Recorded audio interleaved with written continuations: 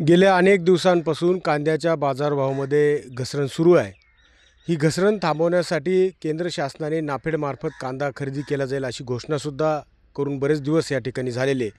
साधारणतः आपण जर बघितलं तर किंमत स्थिरीकरण निधीमधून त्या ठिकाणी नाफेड कांदा खरेदी करत असतं. साधारणतः 5 लाख मेट्रिक टन कांदा खरेदी यावेळेस होईल अशी अपेक्षा शेतकऱ्यांना नाफेडकडून होती. आपण जर बघितलं तर नाफेडने अद्यापही कांदा खरेदी या ठिकाणी सुरू केलेली नाही. काही सहकारी संस्थांना ही खरेदी देण्याचा त्यांचा विचार आहे, कारण मागच्या वेळेस जो काही NCFचा अनुभव आहे तो अत्यंत वाईट त्या ठिकाणी केंद्र शासनाला आला. म्हणून सहकारी संस्थांना ही खरेदी द्यावी अशा विचाराने त्या ठिकाणी ती निविदा काढली गेली. परंतु सहकारी संस्थांनासुद्धा ती खरेदी देत असताना अनेक जाचक अटी मध्ये टाकलेल्या आहे. आपल्या जवळच्या सहकारी संस्थांना खरेदी त्या ठिकाणी मिळावी म्हणून त्या ठिकाणी त्या अटी टाकलेल्या आहे. म्हणून अद्यापही अशी खरेदी या ठिकाणी सुरू झालेली नाही.